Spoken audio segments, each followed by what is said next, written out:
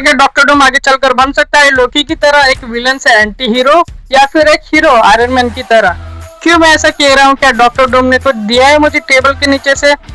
नहीं, ऐसा कुछ नहीं है। तो बात करते हैं डॉक्टर डूम की सिमिलरिटीज, जो कि टोनी स्टार्क की तरह बिल्कुल सेम है। और वो जो मेरा कहना है, जो मैंने शुरुआत में कहा था, क्या वो सच हो सकते हैं? तो शुरू करते हैं शुरुआत से। फर्स्ट, टोनी स्टार्क माने के आयरन मैन। इसकी थोड़ी बैक स्टोरी जान लेते हैं। हाँ, सही कहा। आप सभी को पहले से और मेरे से कई गुना अच्छे से पता होगा, लेकिन मैं फिर भी बताऊंगा, वीडियो की लेंथ बढ़ाने। टोनी स्टार्क जो कि एक जीनियस, बिलियनियर, प्लेबॉय, फिलैंथ्रोपिस्ट था, लेकिन वो हमेशा से ऐसा नहीं था। उसके पिता हावर्ड स्टार्क, जो कि खुद एक जीनियस इन्वेंटर थे, पर वो टोनी स्टार्क को उस काबिल ही नहीं समझते थे जितना मतलब कितना। तो टोनी बचपन से ही काफी इंटेलिजेंट था। सिर्फ 4 साल की उम्र में उसने कॉम्प्लिकेटेड सर्किट्स एंड मशीन के अंदर तक जान लिया था। और इतना ही नहीं, 17 साल की उम्र में उसने MIT से इंजीनियर की डिग्री भी हासिल कर रखी थी। लेकिन सब कुछ हासिल कर टोनी स्टार्क और उसके पिता हावर्ड स्टार्क, इन दोनों के बीच रिश्ता बहुत ही कॉम्प्लिकेटेड और बहुत ही उलझा हुआ था।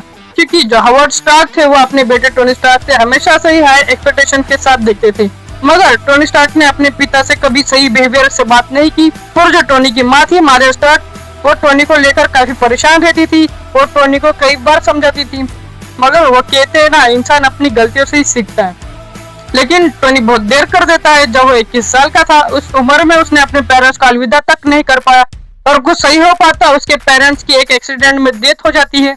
इसके बाद टोनी ने स्टार्क इंडस्ट्री की जिम्मेदारी संभाली और कंपनी को दुनिया की सबसे बड़ी वेपन्स मैन्युफैक्चरिंग कंपनी बना दिया। जैसे ही टोनी स्टार्क अपने पैरों पर संभलने तक का सफर और आयरन मैन बनने तक का सफर, वो यहाँ से शुरू होता है।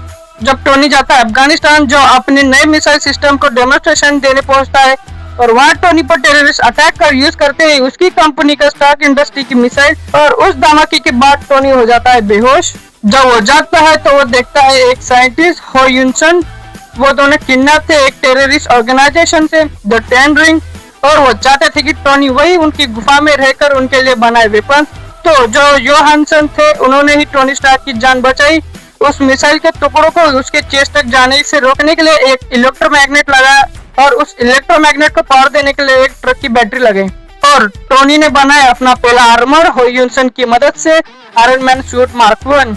लेकिन उन किडनैपर्स को तब तक समझ आता है कि अंदर कुछ और ही चल रहा है, तो वो तैयारी करते हैं वेपन्स लेकर अंदर जाने के लिए। लेकिन टोनी अभी भी रेडी नहीं था, क्योंकि प्रोग्राम को काफी वक्त लग रहा था। तो हो यूनसन टोनी को और कुछ वक्त देने के लिए खुद को सैक्रिफाइस कर देते, ताकि टोनी अपनी और जिंदगी जी सके और यहाँ से भागने के लिए। और यही वो वक्त था टोनी ने खुद में कुछ बदलाव पाया, और टोनी उन सबको अपने मार्क 1 की ताकत से हराकर भागने में कामयाब रहा। और यहीं से टोनी ने अपनी सक्सेसफुल कंपनी बनकर ह्यूमैनिटी की रक्षा की, और टोनी बना आयरन मैन। इस हादसे के बाद टोनी स्टार्क ने पीछे मुड़कर कभी नहीं देखा। टोनी ने हर बार अपनी गलतियों से सीखा, नई आर्मर्स में उन गलतियों को सही किया। तो इसके बाद टोनी ने एवेंजर्स बनाया, और बहुत कुछ है, थोड़ा अगले वीडियो के लिए भी थोड़ा कुछ और रख देते हैं और कंटिन्यू करते हैं iron man journey next video में। तो मैंने डॉक्टर डूम की ओरिजिन पर भी एक वीडियो बनाई रखी है, जानने के लिए चैनल पर जाए, और हो सके तो मैं इस वीडियो के एंड में उस वीडियो को लटका दूंगा कहीं पर। तो बढ़ते हैं वीडियो की ओर। Doctor Doom and Iron Man के बीच एग्जैक्ट सिमिलरिटीज। तो जानते हैं armour similarities. Tony Stark and doctor Doom दोनों ही मेटल आर्मर्स यूज करते हैं, और उनके फर्स्ट टिप्स। टोनी स्टार्क उसके चेस्ट में बॉम्ब की शार्पनर को उसके हार्ट तक जाने से रोकने के लिए लगाता है इलेक्ट्रोमैग्नेट, और दूसरी तरफ डॉक्टर डूम अपना चेहरा के एक्सपेरिमेंट में किसी मशीन के ब्लास्ट हो जाने के बाद मास्क पहनता है। तो जानते हैं विदाउट आर्मर। टोनी स्टार्क जो जाना जाता है अपने इंटेलिजेंस के लिए, वो बचपन से जीनियस होता है, बिलियनर, प्लेबॉय एंड फिलॉसफर, और ये थी टोनी स्टार्क की खूबियां बिना आर्मर के। नेक्स्ट, डॉक्टर डूम जो कि खुद साइंस एंड मैजिक को मास्टरिंग कर चुका है, बिना आर्मर के भी वो अवेंजर्स को धूल चटा सकता है। तो थर्ड पर चलते हैं दोनों की सिमिलर बैक स्टोरी।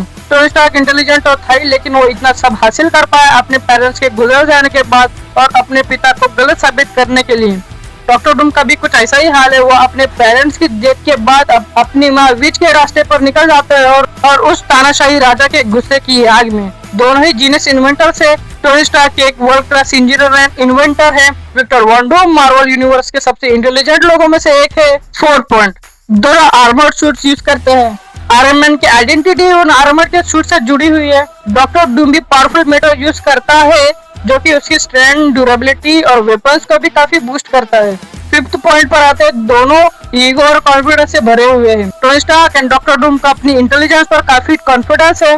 लेकिन टोनी स्टार्क वक्त के साथ साथ हम्बल होता चला गया और डॉक्टर डूम का ईगो जो कि उसकी एक वीकनेस पैदा कर देती है। 6 पॉइंट पर आते हैं, लीडरशिप क्वालिटी काफी अच्छी है दोनों की। अवेंजर्स के बीच सिविल वॉर के वक्त टोनी ने कुछ हिस्से को लीड कर चुका है और वहाँ डॉक्टर डूम जो कि एक रूलर होता है लैटवेरिया देश का। 7 पॉइंट पर आते हैं, दोनों ही दुनिया को बेटर बनाना चाहते हैं पर तरीका अलग अलग है। का भी बड़ा कैजुअल।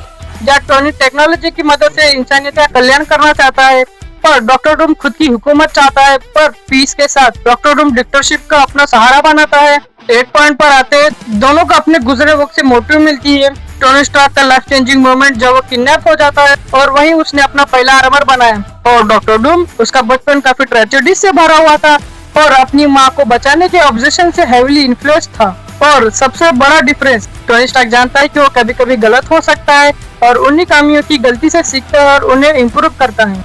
और डॉक्टर डूम बिल्कुल ही अलग, उसका सोचना है कि उससे कभी गलती हो ही नहीं सकती और अगर दुनिया उसके हिसाब से चले तो प्रॉब्लम सारी सॉल्व हो सकती है। सिंपल वर्ड्स में कहा जाए तो टोनी स्टार्क का मानना है लोगों की फ्रीडम के साथ साथ मैं दुनिया को और भी बेटर बनाना चाहता हूँ, और डॉक्टर डूम का मानना है मैं दुनिया को इससे भी बेटर बनाऊंगा चाहे दुनिया मेरे साथ हो या ना हो। और इतनी सारी ज्ञान के बाद पता चला डॉक्टर डूम टोनी स्टार्क का एक डार्क मिरर वर्जन है।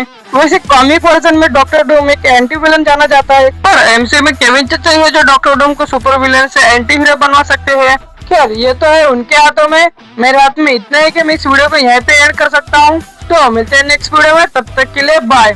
डॉक्टर डूम के ओरिजिन के लिए राइट वाली वीडियो क्लिक करो and Spiderman brand new day trailer के लिए लेफ्ट वाली वीडियो क्लिक करो।